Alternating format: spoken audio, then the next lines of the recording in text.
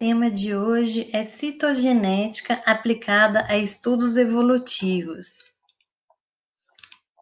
Bem, a citogenética é o ramo da genética que estuda os cromossomos, e os cromossomos representam a estrutura de maior enovelamento da dupla fita do DNA.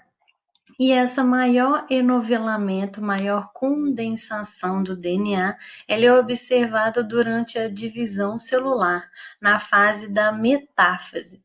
Então, para a obtenção dos cromossomos, a técnica de citogenética consiste basicamente em 3 passos. Um primeiro passo de inclusão do tecido em uma solução hipotônica, que vai fazer com que a água entre dentro das células e seja mais fácil romper o núcleo para liberar os cromossomos. Uma segunda etapa de impedir a divisão celular que prossiga, adicionando um produto químico, a colchicina, que impede a formação das fibras do fuso. Então, a gente para a divisão celular na metáfase. E uma terceira fase de fixação desses cromossomos. Então, agora que a gente já tem os cromossomos fixados numa lâmina, a gente fotografa esses cromossomos. Temos aqui, então, o exemplo de uma metáfase, como ela é fotografada, e a partir daí começamos os nossos estudos citogenéticos. O primeiro passo, então, é contar quantos cromossomos esse meu indivíduo possui. Nesse caso, é um indivíduo de 46 cromossomos, observamos aqui 44 autossomos e 2 cromossomos sexuais. Como o indivíduo é do sexo masculino, esse se trata de um sistema do sistema XY. Se fosse um indivíduo fêmea, seria o sistema ZW, onde a fêmea é o sexo heterogamético. Então, o primeiro passo da nossa análise citogenética é a análise do indivíduo. Quantos cromossomos esse indivíduo tem? Ele possui algum dimorfismo em relação ao sexo? Como são organizados os cromossomos dessa espécie? Então, observamos aqui que a gente pareia todos os cromossomos homólogos e eles são classificados de acordo com a razão desses braços cromossômicos. Então, a gente mede o braço menor, mede o braço maior e classifica esses cromossomos em metacêntricos, submetacêntricos, subtelocêntricos e acrocêntricos. Então, essa classificação cromossômica vai nos permitir classificar e diferenciar espécies diferentes. O próximo passo da nossa investigação agora é a população onde esse indivíduo estava inserido. Então, temos aqui o exemplo de um estudo de lambaris coletados em um rio. Quando a gente começa a analisar os cariótipos de vários indivíduos, observamos a formação de 2 grupos. Um primeiro com a predominância de cromossomos metacêntricos e um segundo grupo com a predominância de cromossomos subtelocêntricos. Então, observamos que apesar do número cromossômico ser o mesmo, a gente consegue diferenciar 2 cariótipos diferentes dentro dessa população.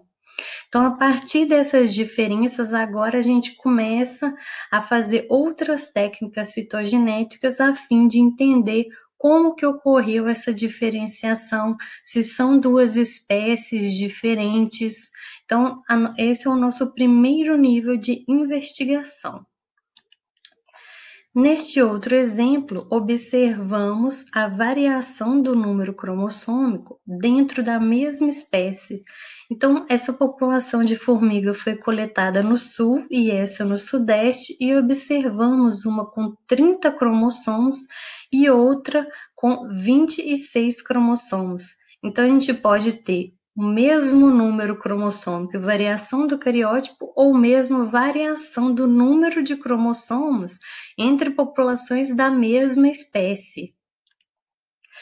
Neste exemplo, temos 3 espécies diferentes do mesmo gênero, uma com 36 cromossomos e duas com 30 cromossomos. Então, vejam que essas duas que têm 30 cromossomos, elas têm organização do cariótipo diferente entre si. Então, mesmo com o número cromossômico igual, eu consigo diferenciar essas duas espécies pela organização da fórmula cariotípica. Então, o início dos estudos citogenéticos são a determinação do número de cromossomos e a determinação da fórmula cariotípica. Mas nem sempre a gente vai encontrar diferenças.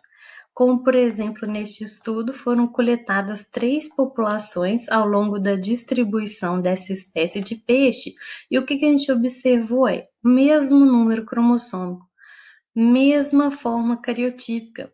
Então, as semelhanças, elas também são um indicativo para a gente. Neste caso, são um indicativo de que essa espécie ocorre fluxo gênico entre as suas populações, é uma espécie com suas populações homogêneas.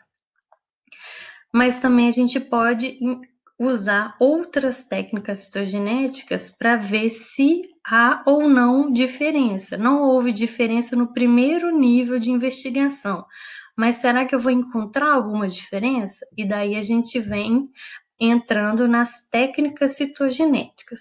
A primeira técnica citogenética que é apresentada é a técnica de Agenor, de impregnação com sais de prata para determinar as regiões organizadoras de nucleolo. Então, nessas regiões organizadoras de nucleolo, a gente vai ter proteínas que têm afinidade pela prata. Então, vão ocorrer impregnações nessas regiões que a gente observa essas colorações mais escuras nos cromossomos. Então, aqui novamente nas 3 populações, observamos a mesma marcação. Então, continuamos com a nossa hipótese de que há fluxo gênico entre essas populações e que elas não são diferenciadas. Já nesse segundo exemplo, foram coletadas várias populações desse lambari ao longo de vários rios e o mesmo número cromossômico, mesmo cariótipo. Mas quando a gente utiliza a técnica de nó, a gente começa a ver as diferenças. Começamos a ver várias populações com um par de cromossomos marcados e outras populações com mais cromossomos marcados, até 8 cromossomos marcados.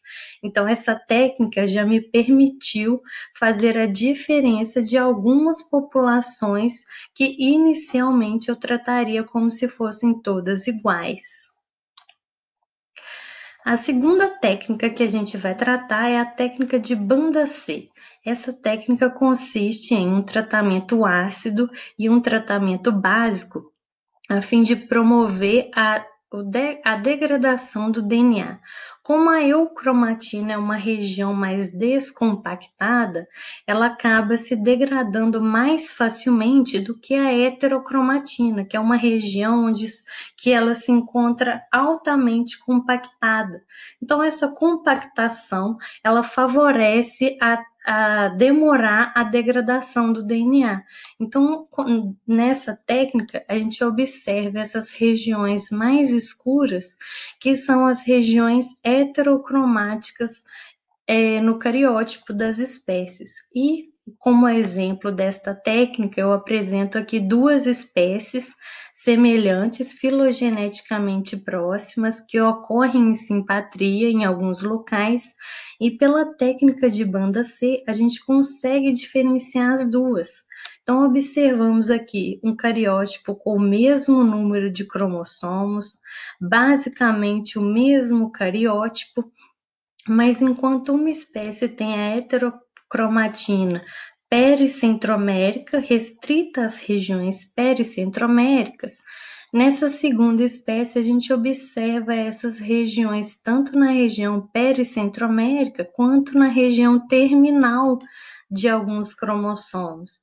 Então, aqui a gente já encontra um caráter taxonômico específico de uma espécie, que me ajuda a diferenciar espécies filogeneticamente aparentadas. Neste segundo caso, a banda C, ela me ajudou a separar 2 grupos de espécies. Então, nesse grupo de abelhas, a gente consegue perceber uma espécie com a heterocromatina ocupando praticamente a região central inteira de todos os cromossomos e a eucromatina restrita às regiões terminais dos cromossomos.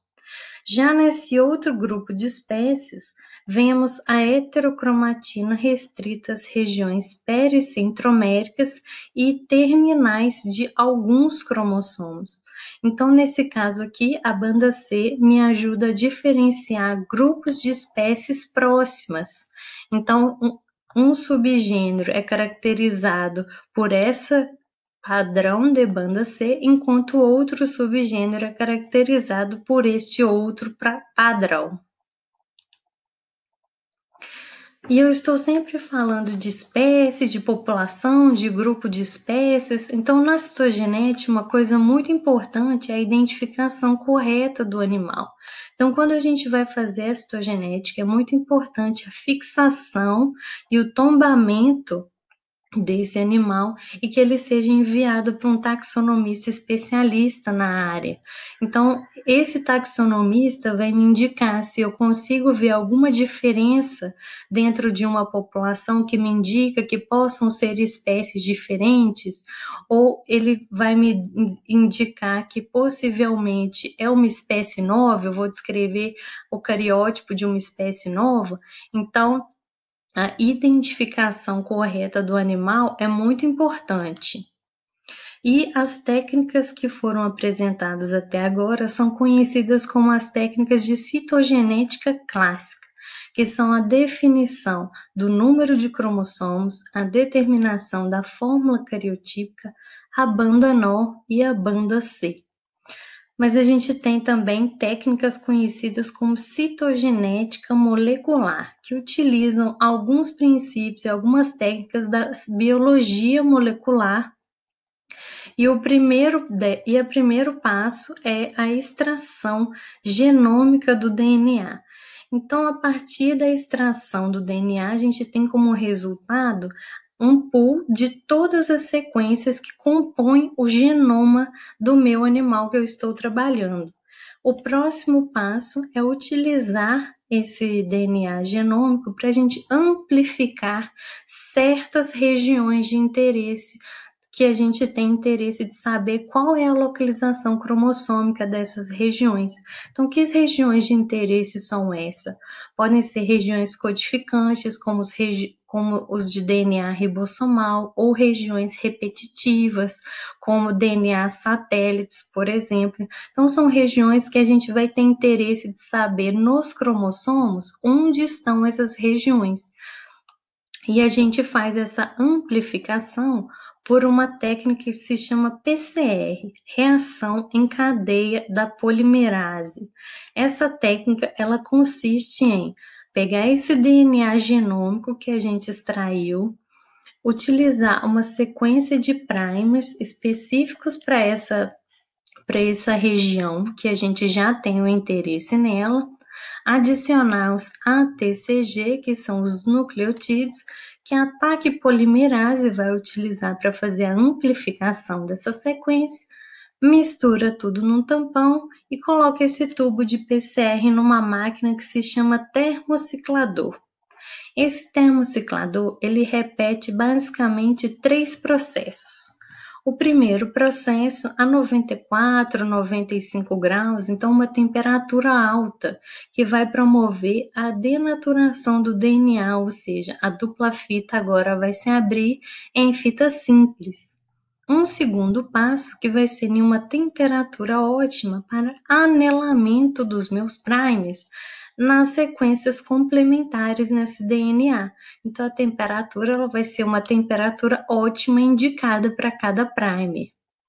E um terceiro passo, que é a 72 graus, que é a temperatura ótima, que a TAC polimerase faz, então, a extensão dessa nossa sequência de interesse. Então, o que o termociclador faz é fazer 30, 40 ciclos desse processo. Então, se no início eu tinha poucas cópias da minha região de interesse, ao final da PCR eu vou ter milhares de cópias da minha região de interesse. Então, essa região de interesse agora, eu vou chamá-la de sonda, já que eu tenho uma solução com milhares de cópias dessa sequência. Então, agora ela é minha sonda, que eu vou saber onde essa sonda vai aparecer nos cromossomos, a partir de uma técnica que se chama FISH, hibridização in situ fluorescente. Essa técnica consiste basicamente em pegar essa sonda que a gente produziu através do PCR, marcar essa sonda com um fluorescente, com fluoróforo, e fazer um processo para fazer a denaturação da dupla fita do DNA dos cromossomos, para que então essa sonda consiga hibridizar nas regiões complementares e então em um fotomicroscópio de fluorescência eu vou observar a localização dessas fluorescências no cromossomo. Então, como primeiro exemplo dessas regiões de interesse, eu posso ter genes codificadores, como, por exemplo, os genes ribossomais. Nesse primeiro exemplo, temos duas espécies do mesmo gênero e outras duas espécies de outros gêneros de grilo. Então, observamos que cada espécie tem o seu padrão único de marcação, tanto com o 18S, tanto com o 5S rDNA, ou seja, esse marcador ele me ajuda a diferenciar cada espécie, inclusive espécies próximas. Já esse segundo exemplo são genes de histona H3 e observamos que dentro do mesmo gênero eu observo o mesmo padrão de marcação, enquanto que esse padrão varia nas espécies dos outros gêneros. Então, essas semelhanças e essas diferenças que vão me ajudar a determinar a proximidade e a distância dessas espécies. Essas regiões de interesse também podem ser regiões não codificantes, como nesse primeiro exemplo, DNA satélites. Foi marcado nessas duas espécies de formiga um DNA satélite centromérico. E observe o tamanho da região centroamérica comparativamente entre as duas espécies. Então, aqui a gente pode discutir a partir da evolução diferencial do centrômero, do tamanho do centrômero nessas duas espécies. Nesse outro exemplo, temos a marcação de microsatélites. São 3 populações da mesma espécie de peixe e observamos nessa primeira população uma marcação homogênea na região terminal de todos os cromossomos. Já nessa segunda população, a gente pode observar claramente um cromossomo marcado diferencialmente dos demais, mais forte a marcação. E na terceira população, um par de cromossomos marcados mais fortemente. Então, com esse único microsatélite, eu já consegui encontrar um marcador que variasse e que me mostrasse a diferença populacional, mesmo se tratando de uma mesma espécie. Nesse próximo exemplo, temos marcações de elementos transponíveis.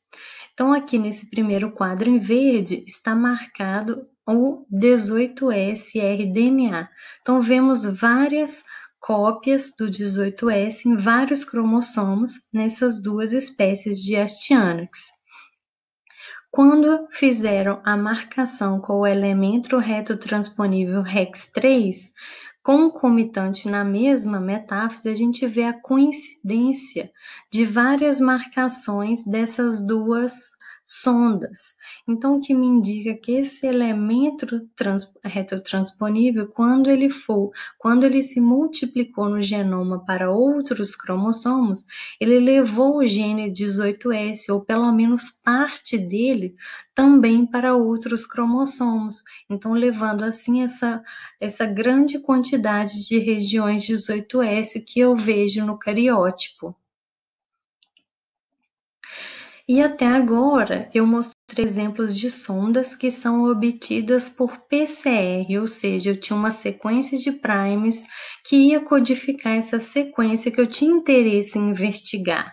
Mas eu posso obter essa sonda por outras técnicas, como essa primeira técnica aqui de microdissecção. Então, a gente observa aqui no primeiro quadro uma microagulha, representada aqui pela seta, e que ela vem e remove um pedaço, apenas um pedaço do cromossomo. Então, eu posso remover um pequeno pedaço, como neste exemplo aqui, eu posso remover um braço cromossômico inteiro, ou eu posso remover inclusive um cromossomo inteiro, dependendo do meu objetivo, do que eu gostaria de investigar. Então, após a remoção desse fragmento, eu faço a amplificação, ou seja, aumento o número de cópias desse pedacinho, marco com o meu fluoróforo e aí eu posso fazer a técnica de FISH para observar aonde estão essas regiões no meu cariótipo. Se eu tiver interesse, eu posso ainda sequenciar esse produto dessa amplificação e descobrir então qual é esse pedacinho que eu removi. E aí eu posso fazer um primer se eu quiser investigar essa sequência ou a presença dessa sequência em outras espécies. Por exemplo, nesse segundo caso, o nosso interesse já não é sequenciar essa sonda, é saber apenas a localização desses cromossomos, a localização dessa sonda nos cromossomos. Olha que interessante, os cromossomos sexuais da Equidna são cromossomos sexuais múltiplos, ou seja, tem vários X e vários Y. Então, ambos machos e fêmeas têm 27 cromossomos autossômicos, a fêmea possui 5X e o macho, além de 5X, ele possui 4Y, ou seja, ele tem 4 cromossomos a mais comparado com a fêmea. Aqui nessa primeira imagem temos uma sonda telomérica, ou seja, uma sonda que marca os telômeros, que são as extremidades de todos os cromossomos. Então a gente consegue, através dessa sonda telomérica, identificar o início e o fim de cada cromossomo. E assim determinar quantos cromossomos eu tenho aqui nessa corrente. Essa aqui representa uma meiose de um macho e indica esse pareamento diferencial dos cromossomos sexuais.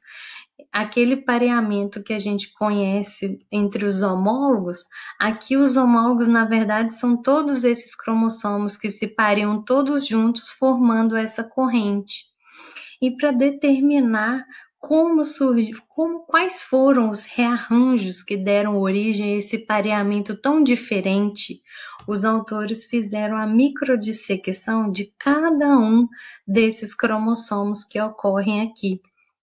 E eu trouxe algumas das imagens, quando eles fizeram a microdissecção do cromossomo Y1, ele marcou tanto o Y1 como um pedacinho do X1. Quando eles fizeram a microdissecção do X2, eles observaram a marcação no X2, um pedacinho do Y1 e um pedacinho do Y2.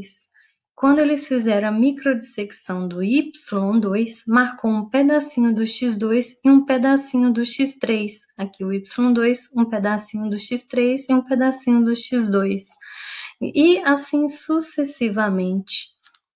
Então, nos permite concluir que esses cromossomos surgiram através de translocações. Então, pedacinhos dos cromossomos que translocaram para outros cromossomos e fizeram com que um pareasse no pedacinho do outro um cromossomo pareasse com o pedacinho que foi translocado para o outro cromossomo, dando origem a esse fenômeno que a gente observa aqui, esse pareamento em forma de corrente. Outro modo de obtenção dessas sondas é através da utilização de enzimas de restrição. Essas enzimas, elas são endonucleases que cortam o DNA em sequências específicas. Então, quando ele encontra a sequência ao qual ele é específico, ele cliva o DNA. Isso me dá um resultado, vários tamanhos de DNA cortado. Então, sempre quando ele encontra o DNA, ele corta. Então, eu vou ter, ao final dessa técnica, um DNA fragmentado. O que eu posso fazer é pegar esse DNA fragmentado, marcar com o meu fluoróforo e descobrir aonde que marca essas regiões nos cromossomos. Então, neste exemplo aqui, esse padrão obtido após a técnica de enzima de restrição marcou toda a heterocromatina de um subgênero de abelhas. Todas as espécies desse subgênero marcaram igualmente toda a heterocromatina de todos os cromossomos, porém não encontram marcação nenhuma nos demais subgêneros, ou seja, eu encontro um caráter que me ajuda a identificar um subgênero em contrapartida com outras espécies próximas. Outro modo de obtenção de sondas é pela técnica de Koch. A enzima de restrição, enquanto ela me dá um produto de umas sequências únicas no final, o Koch ele me produz um pool de sequências moderada a altamente repetitivas. Então, essa técnica ela também promove a degradação do DNA e as regiões altamente repetitivas e moderadamente repetitivas que sobram ao final desse processo. Então, esse pool de sequências pode ser marcado com o fluoróforo e então hibridizado nos cromossomos. Então, no mesmo modo como o estudo anterior, a gente evidencia a marcação de todos os cromossomos dentro do subgênero, inclusive aquelas espécies que têm mais cromossomos. Então, a maioria das espécies tem 18 cromossomos e algumas espécies têm 22 cromossomos. Então, a gente consegue perceber que a evolução dessa característica de ter muita heterocromatina, ela surgiu antes da cladogênese dessas espécies. Então, antes da diferenciação desse número cromossômico, eu já tinha essa característica de grande quantidade de heterocromatina nos cromossomos.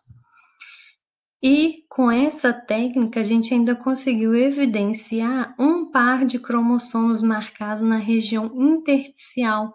E essa região ela é associada àquela região ribossomal, também marcada com o 18S rDNA. Então, possivelmente, a gente pode inferir que essa heterocromatina praticamente em todo o centro do cromossomo, ela começou a crescer a partir dessa região intersticial e daí as regiões eucromáticas ficaram restritas às extremidades dos cromossomos. E nessa imagem, a gente ainda consegue observar cromossomos supranumerários, que são cromossomos Bs. E apesar de serem heterocromáticos, eles não compartilham a mesma heterocromatina que esses cromossomos desse outro subgênero. Então, a heterocromatina é diferente entre esses dois subgêneros. Os cromossomos B, assim como os cromossomos sexuais, há muitos anos são foco de estudo na citogenética, muitas vezes acreditados como chamados de cromossomos parasitas, porque eles se mantêm no genoma das espécies, apesar da carga genética, dos efeitos deletérios que eles oferecem a esse hospedeiro. Recentemente, alguns estudos têm conseguido mostrar algumas vantagens adaptativas da presença desse B, mas ainda muito pouco se sabe sobre a natureza e manutenção desses elementos no genoma das espécies. Temos duas hipóteses para a origem desses cromossomos B. A primeira origem seria a origem interespecífica, ou seja, eles teriam se originado como um subproduto após a hibridização entre espécies diferentes. Então, nesse primeiro exemplo, temos a mesma espécie dos cromossomos B do estudo anterior, só que agora um subgênero diferente foi analisado com a sonda do COT. Então, observamos a marcação em toda a heterocromatina dentro desse subgênero, menos nessa espécie. Então, observe que as regiões heterocromáticas dessa espécie não são marcadas por esta sonda, apenas os cromossomos B. Então, observamos a semelhança das sequências heterocromáticas entre os autossômicos dessas espécies e os cromossomos B dessa espécie. Então, possivelmente, esses Bs podem ter surgido como um subproduto da hibridização entre essa espécie com alguma que possui alto conteúdo e ficou esse remanescente nos cromossomos Bs. Nesse segundo exemplo, temos 3 espécies de curimba. A primeira espécie não possui cromossomos B, uma espécie possui um B e essa outra espécie possui vários cromossomos B. Então, o que foi feito? Foi feita a microdissecção de um desses cromossomos e ele foi usado como sonda.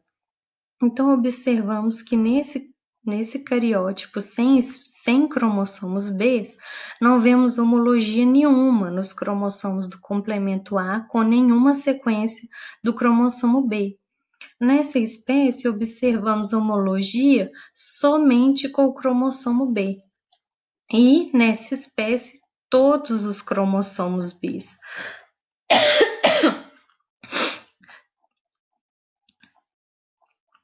Então, a marcação de todos os cromossomos B e de nenhum cromossomo do complemento A me indica que provavelmente esses cromossomos B foram originados como subproduto da hibridização entre duas espécies diferentes e provavelmente antes da cladogênese que separou essas duas espécies, já que elas possuem homologia em relação às sequências desse cromossomo B.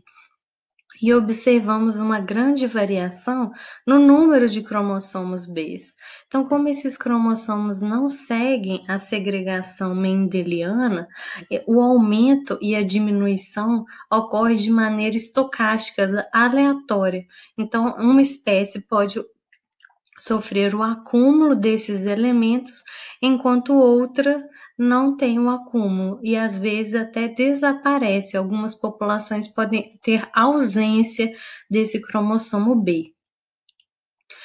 A segunda hipótese é da origem intraespecífica, ou seja, o cromossomo B teria surgido a partir do genoma da própria espécie. Então, nesse estudo aqui, foi utilizada uma sonda a partir de U2SN-DNA, que é um fator de spliceossomo, e observamos a marcação dessas sondas no cromossomo B e no par 1. Então, observamos aqui em maior aumento que a gente possui 2 marcações, enquanto que no par 1 a gente possui 2 marcações em cada. Então, possivelmente, essas ter acontecido uma duplicação e uma quebra, e esse B ficou como um subproduto dessa quebra no genoma da espécie. E, por fim, a gente pode também marcar um genoma inteiro com esse fluorescente, não só partes do genoma, por uma técnica conhecida como CGH, hibridização genômica comparativa. Então, eu posso marcar um genoma com um fluorescente, o outro genoma com outro fluorescente diferente e hibridizar as duas na mesma lâmina. Então, as regiões complementares vão aparecer em amarelo, as regiões únicas de um genoma em vermelho e as regiões únicas do outro genoma em verde. Então, neste exemplo, temos a marcação do genoma masculino com a sonda vermelha e do genoma feminino com a sonda verde. Então, observamos os cromossomos em azul e as sondas nesse segundo quadro. Quando sobrepostas, observamos em amarelo as regiões complementares e em vermelho as regiões exclusivas do Y, que é o genoma masculino. Então, a gente tratou aqui da citogenética clássica, com o número de cromossomos, fórmula cariotípica, técnica de Agenor, de banda C, e a citogenética molecular, com a marcação das sondas no FISH de genes codificantes, de regiões repetitivas, da obtenção de sondas por microdissecção, enzimas de restrição e pelo COT, e até a hibridização genômica. Então, eu vou ter que fazer todas essas técnicas quando eu estiver fazendo o meu estudo citogenético? Não. Vai depender do seu objetivo, do recurso do laboratório, quais as técnicas e quais os equipamentos a gente possui no laboratório, qual é o nosso recurso para fazer coletas. Eu posso coletar várias espécies do mesmo gênero, ou meu objetivo pode ser coletar várias populações da mesma espécie, se eu estou procurando alguma estruturação genética ou tentando entender como que é a distribuição dessa espécie. Então, os objetivos citogenéticos, eles são variados. Eu posso querer estudar a genética dessa espécie, então eu quero saber se ela tem cromossomos sexuais, se tem cromossomos B, eu quero saber sobre a origem e evolução desses elementos, ou eu quero descrever a citogenética dessa espécie. Quantos cromossomos? É uma espécie que nunca foi descrita? Como que é a distribuição das sondas em outras espécies, quando eu comparo com essa espécie que eu estou estudando? Então, podem ser estudos comparativos. E esses estudos podem me ajudar na taxonomia sistemática, se eu consigo, com esses marcadores citogenéticos, identificar um grupo de espécies aparentadas, ou se eu consigo um caráter que me dê certeza taxonômica, que seja único para cada espécie que eu estou estudando. Então, principalmente para espécies que são morfologicamente muito semelhantes, eu posso contribuir com um caráter exclusivo daquela espécie. Eu posso auxiliar estudos de conservação se eu indico que há estruturação genética entre as populações diferentes, então seria interessante conservar essa diversidade das espécies. Então, eu estou sempre estudando evolução, como que ocorreu a evolução das características, a evolução das espécies, como que ocorreu a diversificação dos clados. Então era isso, muito obrigada pela atenção e eu vou deixar o meu e-mail para quaisquer dúvidas.